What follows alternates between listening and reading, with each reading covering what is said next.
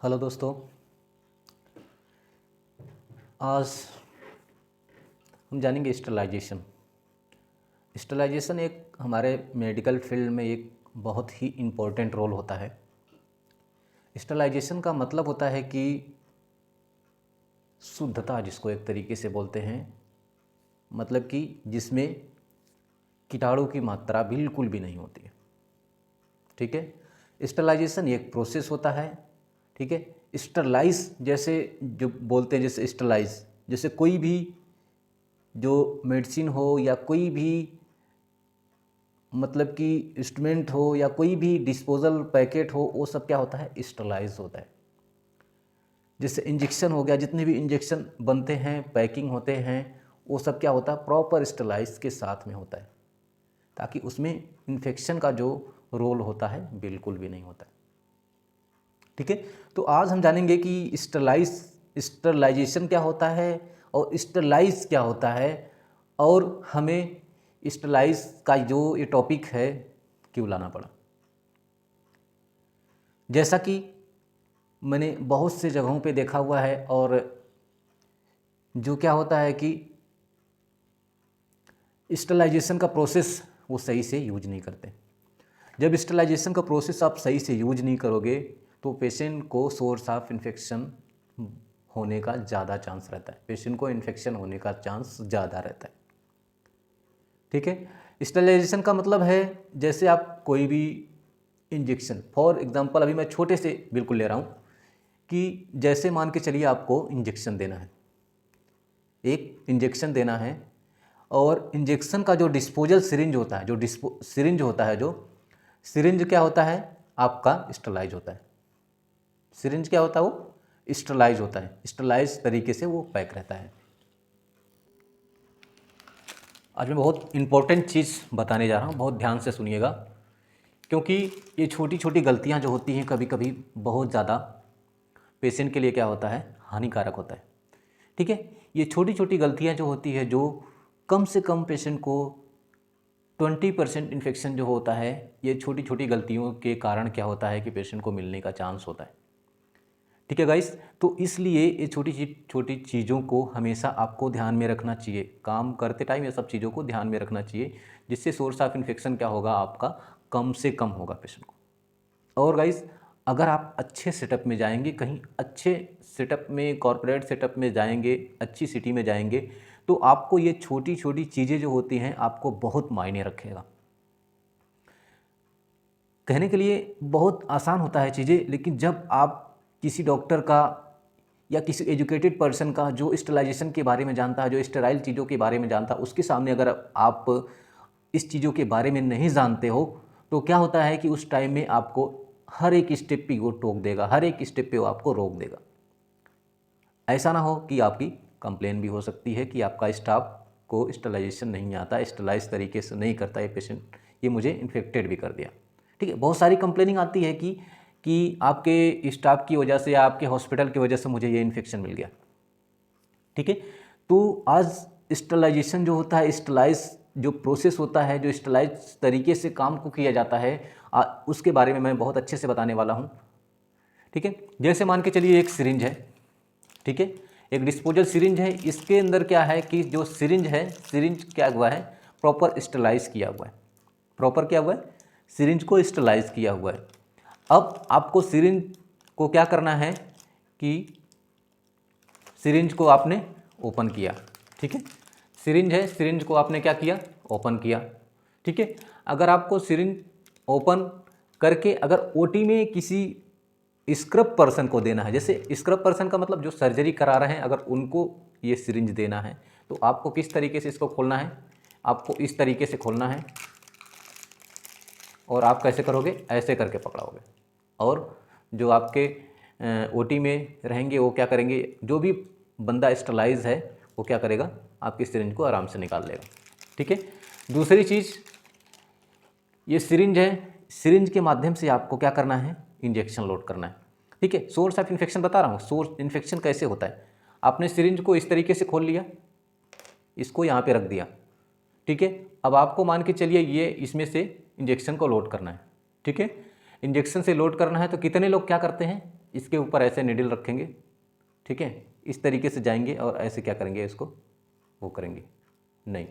ये पोर्शन अब क्या है कि आपका ये पोर्शन जो नीडल का पोर्शन है ये क्या होता है, स्टेराइल एक तरीके से हो गया। ये आपने इसको टच कर दिया तो अनस्टेराइल हो गया, ठीक है। लेकिन आपके बॉडी में इसको जाना है, मान के चलो आपको आईएम इंजेक्शन देना है, इंट्रामस्कुलर इंजेक्शन देना है, इंट्रामस्कुलर इंजेक्शन देना है, तो आपका ये नीडल पूरे मसल्स में जाएगा। अगर आपने इंट्रामस्कुलर इंजेक्शन देना, मान के चलिए आपका बटक है, ठीक है, आपको इंट्रामस्कुलर इंजेक्शन देना है, तो आपने नीडल को अगर यहाँ से हाथ लगा लिया और हाथ लगा के ऐसे कर रहे हो, इस तरीके से इसको डाल रहे हो इंट्रामस्कुलर के लिए, तो ये रॉन्ग है। आपका क्या हुआ, हाथ यहाँ टच हुआ और यहाँ पे सोर्स ऑफ इन्फेक्शन बन गया, और आपने मसल्स में लगाया, जिसकी वजह से क्या हुआ, इन्फेक्शन का सोर्स हुआ, और वहाँ पे कभी कभी क्या होता है कि वहाँ पे एब्सिस बन जाता है। एब्सिस का मतलब फोड़ा बन जाता है, गिल्टी बन जाता है। बहुत सारी कंप्लेनिंग होती है कि यार हमें इंजेक्शन लगा है यहाँ पे गिल्टी बन गया, हमें इंजेक्शन लगा है यहाँ पे फोड़ा बन गया, ठीक है, एब्सिस बन गया। तो कारण यही सब होता है कि आप नीडल को टच करते हैं, या फिर कहीं क्या करते हैं, आपने लोड किया और कभी कभी क्या करते हैं, इस तरीके से जब इस तरीके से रख देते हैं बिना खुले, ठीक है, बिना इस पर कैप लगाए इसको रख देते हैं, तो ये भी सोर्स ऑफ इन्फेक्शन हो जाता है। दूसरा क्या होता है कि जैसे आपने मेडिसिन कोई लोड किया, इसमें मेडिसिन लोड किया और इसको डाइल्यूट करना है, तो क्या किया आपने, यहाँ पे हाथ रखा और ऐसे ऐसे इस तरीके से डाइल्यूट करने लग गया।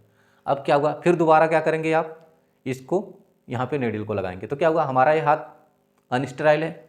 अभी हमने बहुत जगह इसको टच किया है तो हमारा हाथ अनस्टेराइल हो गया। अनस्टेराइल होने की वजह से इस पर सोर्स ऑफ इन्फेक्शन लग गया, इससे आपका टच हो गया। अब क्या हुआ, इस पर आपने नीडल किया और इन्फेक्शन का सोर्स बन गया। तो इसी तरीके से छोटी छोटी जो इन्फेक्शन का सोर्स होता है, इसकी वजह से क्या होता है, हमारे को कभी कभी बड़ी गलतियों का सामना करना पड़ता है, ठीक है।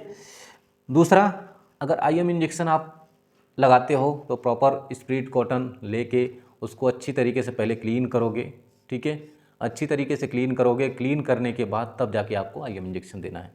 ये सोर्स ऑफ इन्फेक्शन है कि इन्फेक्शन नहीं होने का डर रहता है, ठीक है। दूसरा क्या होता है कि आपको ग्लव्स पहनना है, ठीक है। जैसे आपको कैथेटर लगाना है, बहुत से लोगों को मैंने देखा है कैथेटर लगाते हुए, वो क्या करते हैं, ग्लव्स भी नहीं पहनेंगे, स्प्रिट लेंगे, हाथ में लेंगे और क्या करेंगे, कैथेटर को वो करेंगे, तुरंत लगा देंगे। लेकिन ऐसे नहीं होता है। स्प्रिट का मतलब क्या होता है कि एंटीसेप्टिक हो जाता है, ठीक है।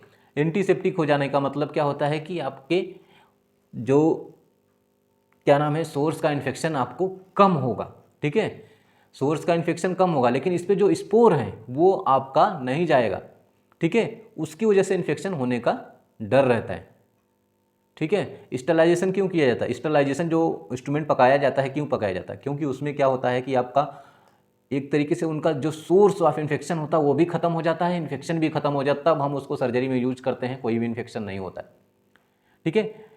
तो क्या होता है कि आपको जब भी आपको फोलिस लगाना है, कुछ करना है, तो आप प्रॉपर स्टरलाइज ग्लव्स को पहनना चाहिए, ना कि लूज ग्लव्स। बहुत से लोग क्या करते हैं, लूज ग्लव्स पहनेंगे और फटाक देना डाल देंगे। लूज ग्लव्स का यूज कभी भी आपको फोलिस कैथेटर में या राइस ट्यूब में, ठीक है, ये सब में नहीं यूज करना चाहिए। हमेशा कौन सा यूज करना चाहिए, सर्जिकल ग्लव्स को यूज करना चाहिए, ठीक है। दूसरा क्या होता है कि अगर आपने लूज ग्लव्स पहना है और फोलिस कैथेटर को लगा दिया, ठीक है, फोलिस कैथेटर को लगा दिया, तो क्या होगा, फोलिस कैथेटर क्या है, स्टेराइल है। फोलिस कैथेटर क्या है, स्टेराइल है। और लूज ग्लव्स क्या है, अनस्टेराइल है। लूज ग्लव्स का मतलब होता है एग्जामिनेशन ग्लव्स। एग्जामिनेशन ग्लव्स का मतलब होता है आपको कोई छोटा मोटा एग्जामिन करना है, कुछ जैसे पेट को टच करना है या फिर कोई एब्सिस है उसको देखना है या कुछ एग्जामिन करना है। एग्जामिन करने के लिए लूज ग्लव्स का यूज किया जाता है, ना कि किसी प्रोसीजर में यूज किया जाता है। लूज ग्लव्स का यूज कभी भी किसी प्रोसीजर में नहीं लिया जाता है, ठीक है। जैसे आपने मतलब कि मान के चले स्पाइनल वगैरह किसी को देना है या स्पाइनल लगाना है, तो आप लूज ग्लव्स दे दीजिए, हाँ कि डॉक्टर साहब लूज ग्लव्स से लगा दिया, नहीं, सर्जिकल ग्लव्स हमेशा यूज करना है। क्योंकि एक बार अगर स्पाइन में इन्फेक्शन हो गया तो वो बहुत डेंजर हो जाता है, ठीक है। इसलिए हमेशा ये सब चीज़ों का ध्यान रखना है। एक बार अगर फोलिस को आप स्टेराइल तरीके से नहीं लगाए, मैंने अपने वीडियो में फोलिस लगाने का तरीका भी बताया है, कैसे लगाया जाता है, प्रॉपर स्टेराइल तरीके से कैसे लगाया जाता है फोलिस को मैंने बताया हुआ है। मेरे जिन तरीकों पे मैंने बताया हुआ है, मेरे इस तरीकों पे आप फोलिस को यूज करोगे, लगाओगे, कोई ज़िंदगी में कोई भी डॉक्टर, कोई भी सेंटर आपको नहीं कह पाएगा कि आपने अच्छी तरीके से नहीं लगाया है। ठीक है, जैसे प्रॉपर यूज होता है उस तरीके से मैंने उस वीडियो में बताया हुआ है कि आप फॉलिस को कैसे लगाते हैं, राइस ट्यूब को कैसे लगाते हैं। ठीक है, स्पाइनल एनेस्थीसिया कैसे दिया जाता है उसके बारे में भी मैंने दिखाया हुआ कि प्रॉपर किस तरीके से दिया जाता है, ग्लव्स क्या क्या तैयारियां की जाती है, वो सब चीज़ें हमने प्रॉपर स्टरलाइजेशन के बारे में अच्छे से बताया हुआ है। मेरा स्टरलाइजेशन का मतलब ये था कि क्या होता है कि छोटी छोटी गलतियों की वजह से क्या होता है कि बहुत सारा इन्फेक्शन होने का पेशेंट को डर रहता है। ठीक है, इसलिए स्टरलाइजेशन का बताने का प्रोसेस है। मेन जो छोटी छोटी गलतियां जो सिस्टर वगैरह इन लोगों से होने का सबसे ज़्यादा डर रहता है, नीडल से डर होता है, इंजेक्शन जो डाइल्यूट करते हैं उससे डर रहता है। ठीक है, दूसरा क्या होता है कि अगर फोलिस कैथेटर लगा रहे हैं मेल को या फीमेल को, चाहे जिसको लगा रहे हैं, तो प्रॉपर स्टेराइल ग्लव्स पहन के ही उसको लगाना चाहिए। और आपको हमेशा फोलिस लगाने के लिए 2 बंदे रहने चाहिए। एक आपका आपने प्रॉपर हैंड वॉश किया, सॉप से हैंड वॉश किया, हैंड वॉश के बारे में मैंने वीडियो डाला हुआ है, हैंड वॉश कैसे किया जाता है। हैंड वॉश आपने किया, हैंड वॉश के बाद ग्लव्स पहना आपने, ग्लव्स के बाद आपने गॉस्पीस, बीटाडीन, स्पंज होल्डर लेके प्रॉपर उस एरिया को क्लीन किया।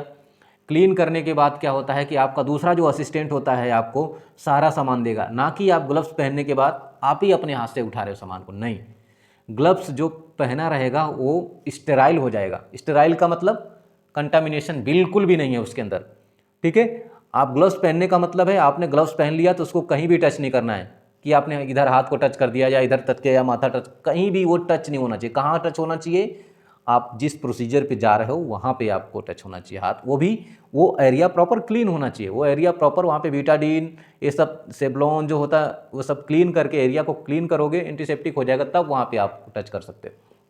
ठीक है, तो फोलिस भी उसी तरीके से प्रॉपर आपका जहाँ फोलिस मेल या फीमेल जिसको भी लगाना है तो उस एरिया को प्रॉपर अच्छी तरीके से बीटाडीन से क्लीन करेंगे, गॉस्पीस से, स्टेराइल गॉस्पीस से, ना कि वो भी कॉटन। मैंने देखा है कि बहुत से लोग क्या करते हैं कि कॉटन यूज करते हैं, जो अनस्टेराइल कॉटन होगा उसको ले लेंगे, लूज ग्लव्स पहन लेंगे, पटाख देना डाल देंगे। नहीं, ये सोर्स ऑफ इन्फेक्शन है।